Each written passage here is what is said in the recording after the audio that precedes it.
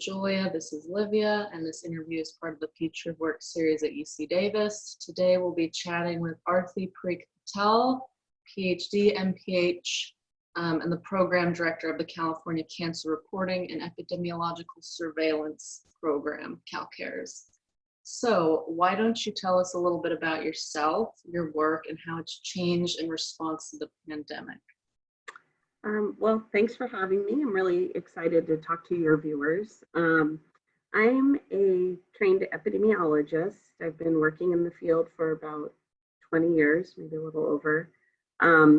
As you said, I'm currently the program director of CalCARES, and our program at UC Davis helps to manage the California Cancer Registry in partnership with the California Department of Public Health through a grant. And we've been doing that since 2012 at Davis. So I've been working in the cancer epidemiology field for about 20 years, but prior to that, I actually started out as an infectious disease epidemiologist with the Sacramento County Health Department. And so, outbreak investigation and infectious disease epidemiology are still pretty big interests of mine. And so I sort of remember being the boots on the ground person, investigating other types of outbreaks and things, certainly not as sort of pandemic in nature as COVID, but some of the principles are the same. So I'm excited to talk to you. Yeah. Well, I saw that you have experience in government, the nonprofit sector, and academic settings. And I think that diversity gives you some great perspective. So I'd like to start out with a very broad question about jobs, which is, in the aftermath of this pandemic, and this is totally speculative, what new jobs do you think could be created in public health? And alternatively, do you see any emerging fields or roles that might be accelerated or otherwise evolve because of this pandemic? Well, I do. I think they'll both be probably a creation of new jobs and as well as an expansion of sort of public health roles that have always existed, but have maybe been put on the back burner as developed countries in particular have shifted from a focus on infectious disease to more chronic causes of illness. And so the most obvious one that we've been hearing a lot about in the news lately is the need for contact tracers or disease investigators. This was something that when I worked at the county health department back in the 90s, we actually did have contact tracers, albeit not sort of an abundance of them, but to do the HIV and AIDS contact tracing back in the 90s, which was very relevant to that era. We did have folks that really were the people on the ground that traced all of the people that may have been exposed due to a particular diseased individual. And so this really involves a lot of detective work and contacting folks. Back then it was really more, the modes of communication were phones, mailings, things like that. And nowadays I anticipate we're going to be using the internet a lot more to contact folks, as well as more remote methods of tracing folks. But we're going to need these people in abundance right now. So I think beyond that, beyond sort of, well, I won't get beyond public health because I actually have a few more ideas. I think the social distancing requirements and the requirements for the necessary changes to be made in workplaces to ensure social distancing is probably going to lead to, a bigger concentration of folks that are needed in environmental health. Formerly environmental health officials really looked at the safety of restaurants and food handling practices and things like that, but I actually think there's going to be a need for more occupational health specialists that help to redesign workspaces and ensure that there's the proper distancing. Maybe folks even in certain environments that are there to, do symptom screening and testing in workplaces and schools. So I think those are emerging fields in public health and new needs. I think the other, outside of public health, we're going to need folks that are able to harvest large amounts of information. And I think these are, specializations in the fields of artificial intelligence, automation, natural language processing, because what we've learned from this pandemic is that our information systems are woefully inadequate and not in real time. So, there are a lot of technical solutions that can help us with this. So. And can you tell us a little bit about the kinds of careers that currently exist in public health for those that are not as familiar with the field? Yeah, sure. So public health, it's sort of a very broad interdisciplinary field, and traditionally in schools of public health, there are about 5 or 6 concentrations. One of those is epidemiology, which we are considered sort of the disease detectives. We like to look for patterns of disease in populations and control outbreaks. There's going to be a need for health educators. That's another specialization, or behavioral health. And this is really concerned with modifying individual behaviors to influence population health. Another branch is concerned, like I said, with environmental health and looking at structural factors and policy level factors that influence health. And the next will be, we've been hearing a lot about supply chain in all of this COVID, the COVID mess that we're in, is supply chain management. And a lot of that has to do with another branch of public health, which is health administration and management, which is really kind of more of the business oriented side of public health. Aside from that, there are quite a few more possibilities, but these are sort of the main ones. But the reason I love public health so much is that people can come to it from a variety of disciplines and sort of, bring different skill sets to the table to still contribute. And now that you've laid some of that groundwork for us, I want to ask you a question that's student-centric. Okay. What advice would you give to graduating students who are interested in going into the field of public health? This goes for both students in majors that are well suited for the transition to public health careers, as well as students who maybe hadn't previously thought of going into public health before this pandemic and feel like they might be lacking some of that relevant background knowledge. What skills do you recommend students focus on developing and refining? I think that's a great question. And, given sort of the uncertainty around the economy and what, graduating seniors are going to do, I think it's really wise to explore a variety of options. I think the advice I would give first is, if you're thinking about a career in public health, absolutely go for it. I think there's never been a greater need, and never really a greater way to make an impact on something that is, here right now. And I think the outlook is good for public health. Back in 2008, I remember a report saying, that we had a public health shortage on the order of, 250 to 300,000 people back then, because, of the aging of the population of folks in public health and retirements and the lack of, sort of ability to fill positions, backfill positions. And so I think it's a great time to go into public health.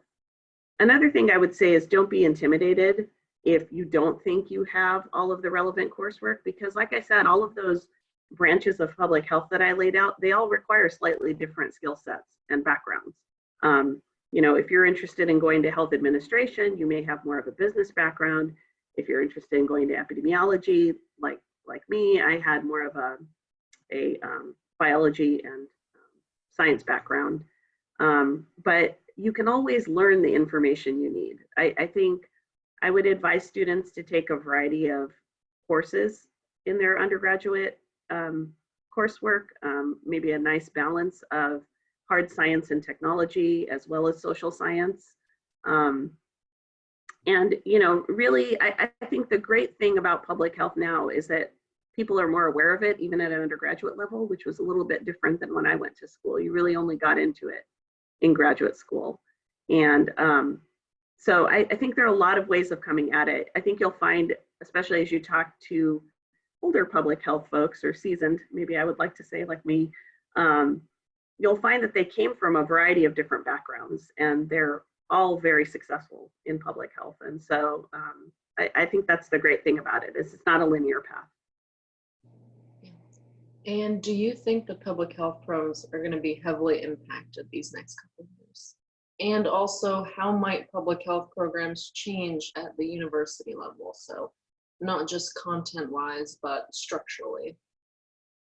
So I think some of the structural changes have already been implemented or in the process of being implemented. I think one of the biggest ones, like I said, is students are being introduced to public health earlier in their careers. I'm seeing a trend of undergraduate public health degrees being offered at universities. I believe Davis has one as well now, I think, right? Am I correct in saying that? I thought it was a minor. Yeah, it might be a minor, but I think that's great because you're able to sort of explore the different aspects of public health and branches and, think about it as a career before I did, which, I think there are a lot of folks like me who, thought they would maybe go to medical school. And at the end of, 4 years of getting a biology degree, I was either going to go to grad school of some sort or probably wash test tubes, so in a lab somewhere. So I think that's great.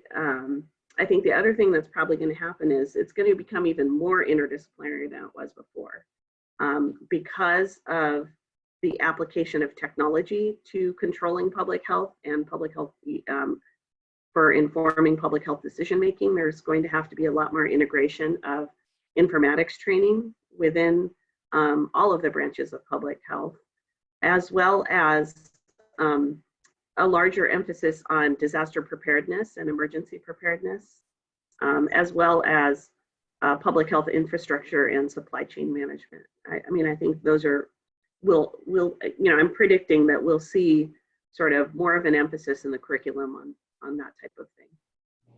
Mm-hmm.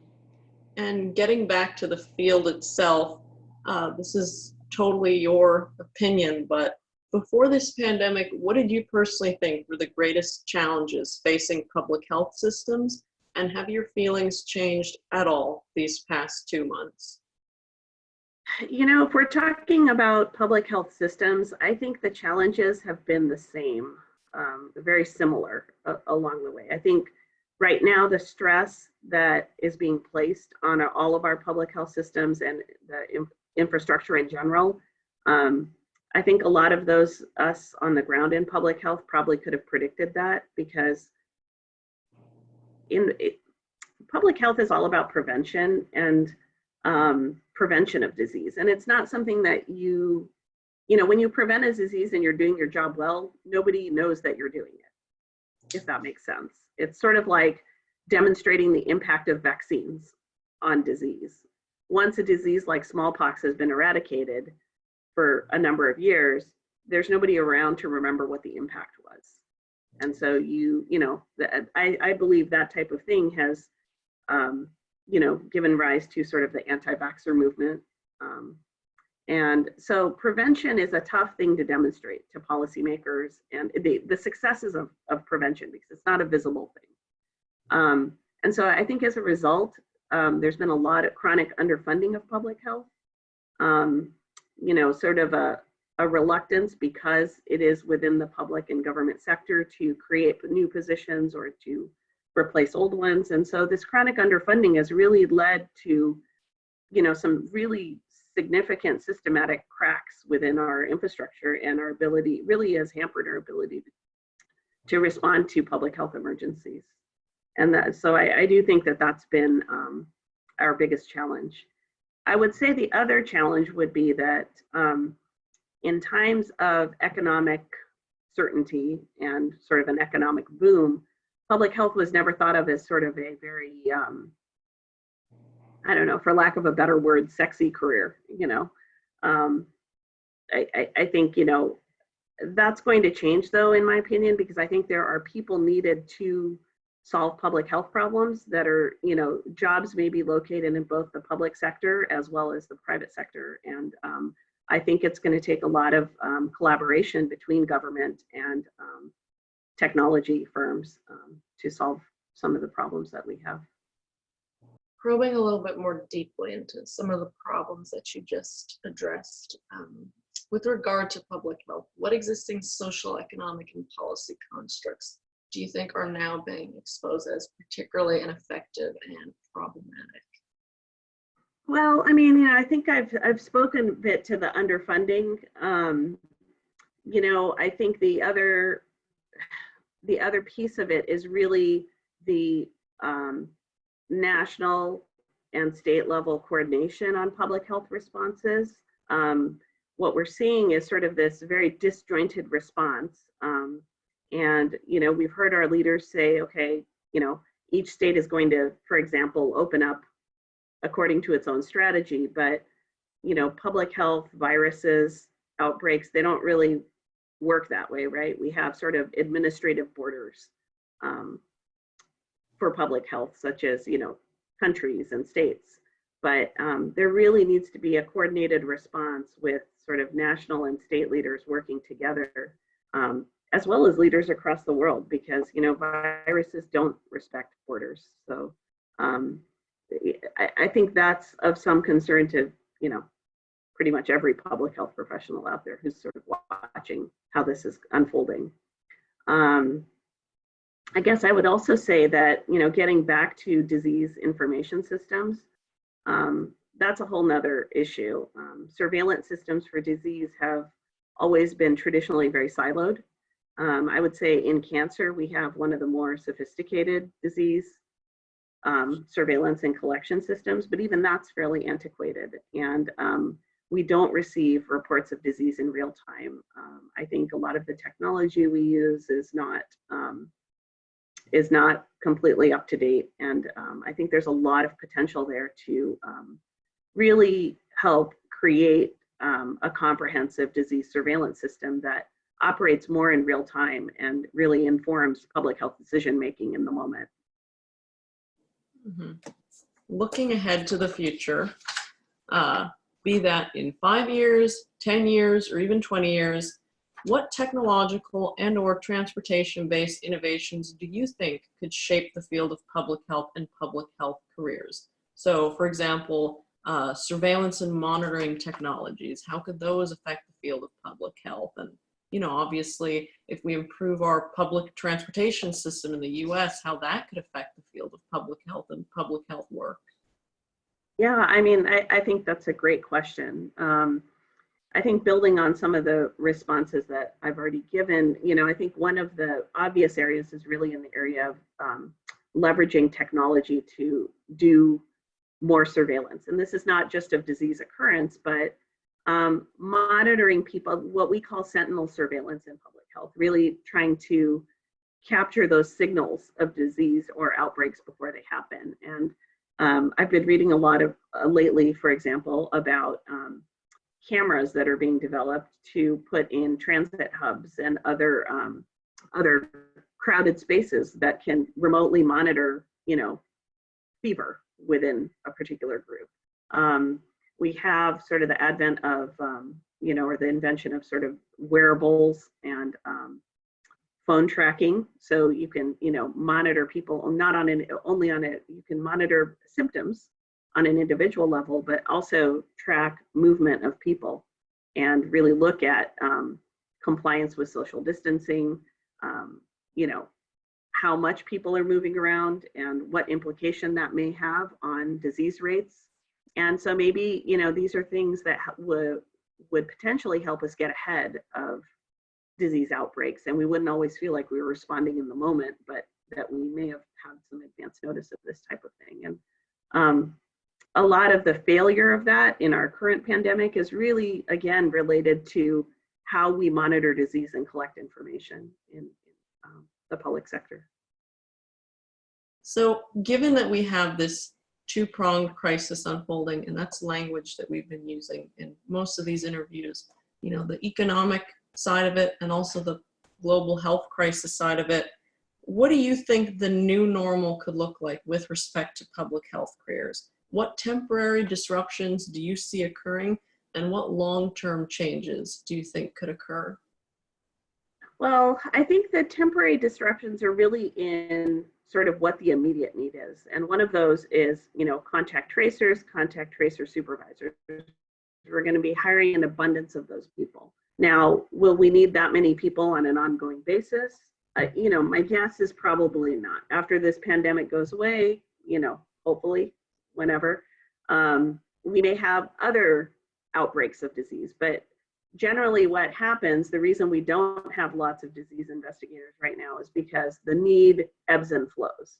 My hope is that we have ways of training folks quickly that helps to be able to mitigate that, need on an ongoing basis. I don't know that, will those people be employed full-time, into the future? I don't know. I think the things that will come out of this pandemic that may be long-lasting are, the need to redesign our workspaces and our public spaces and to monitor institutions like schools and workplaces. So I do think there's going to be an increase in the need for sort of, I don't even know what you call them, environmental health and safety specialists, I think, are some of the titles within county health departments. And so I think some of that will continue, because I think you don't want to kind of go back to business as usual and then be in the same place if another virus crops up or another pandemic happens. And according to, I'm by no means an infectious disease expert, but according to the folks I've been listening to, I think are very credible. I don't think this is sort of the last one of these. So I don't know how often or, how spaced apart they'll be, but my hope would be that we learn some lessons from this one and that we, are better prepared. Yeah. And obviously the pandemic is creating a host of different problems and exposing our weaknesses, but it's also paving the way for positive social transformations. Yeah, some of these lessons that will hopefully be learned. Yeah. So in your opinion, how can students turn these problems into opportunities? And what career advice would you give to students who want to help solve some of these problems that you've been discussing? Well, I think there's no question that aside from the immediate pandemic, that it's really exposed a variety of issues that we've known about for a long time. Things like poverty, the digital divide, homelessness, climate change. And these are things that are going to be there after this as well. I guess I would say to students, this is more general advice, but be flexible. It's going to take a lot of folks with a lot of different types of training to solve these problems, because these aren't sort of one discipline problems. Again, take a variety of coursework.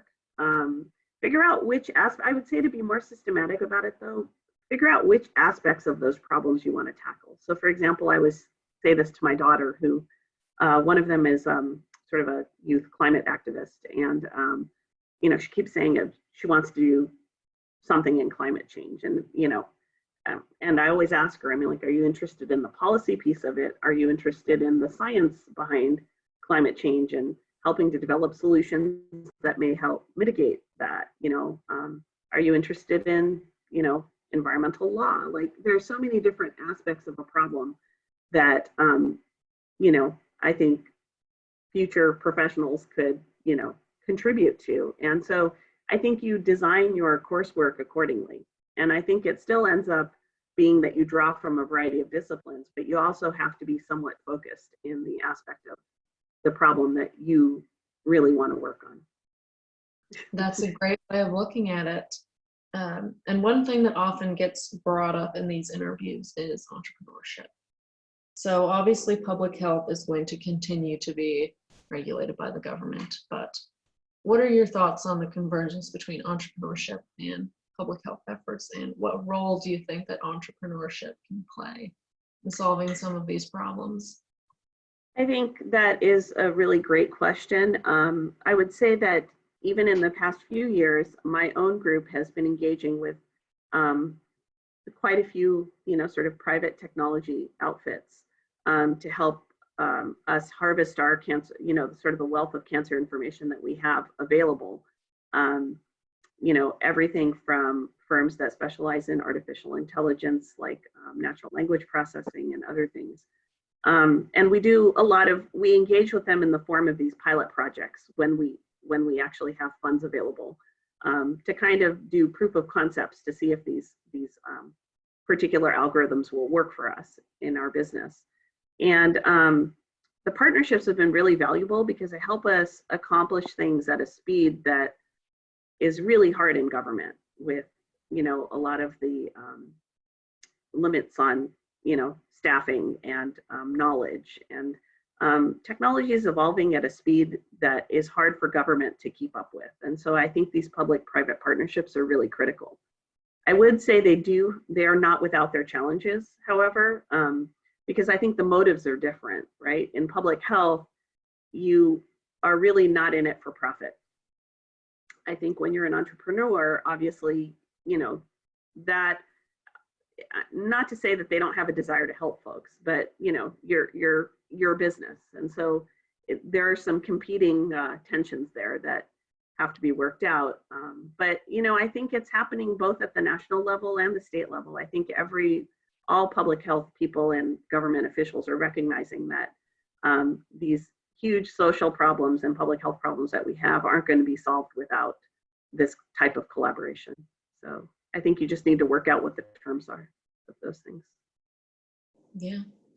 And before we get to the last question, I do want to ask you, for perhaps the students that are watching this that are now considering going into public health, do you have any tips or advice for them when it comes to the application? I know we usually don't like to get into those sorts of questions, but what are public health programs looking for? What sort of advice would you give? Yeah, and I know I keep repeating this in this interview, but because public health is so interdisciplinary and sort of connects to a variety of societal issues, they're looking for students that are well-rounded. And that sounds like a cliche, but it's not necessarily that majoring in a particular thing or having a set curriculum is really going to get you into public health. I think students really need to be aware of why they're applying to school, effectively communicate that in their essays.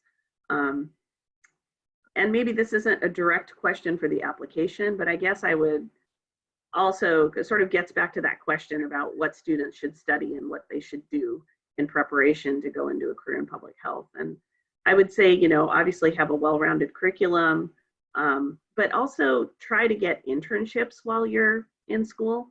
That, if you're able to shadow public health professionals, I think that makes a big difference, because you sort of come from a place of applied knowledge rather than just the theoretical classroom knowledge that you can speak to in your essays and interviews. And I think it's really important because public health, you can teach sort of the public health methods and, research methods, but that's not always the way applied public health works. And that's where most of the jobs are, right? In public health, in applied settings. So. That's great advice, which does bring us to our last question, the creative question. I'm sure you saw this coming. Yes, I did. I've seen some of your other interviews. Surprising. Is, if you were to write a book reflecting on this time, what would the title of that book be? So these are always hard questions for me. I mean, I'm creative in some ways, but not others. I think if I were just kind of speaking off the cuff on this and, being a little flippant about my opinion about our current response, I would say one of the titles would be like, "Your failure to plan is our emergency." I think that is good. That's a little pointed, I guess. That was really creative. But the other one, I think, I think one of the other titles has already been written by somebody way more famous, but I think we're entering a brave new world. I think that's what this is. And I don't think that some of the changes that come from this, I'm hoping a lot of them will be positive, but I do think some of them are going to be very long lasting. So. Yeah. Food for thought. Oh, yes. Well, I think that just about wraps it up. Thank you so much, Dr. Parikh-Patel, for taking the time to chat with us today. We really appreciate it, and I think students will also really appreciate the advice you have. Well, thank you. I think it was a lot of fun, actually. So thanks so much for inviting me.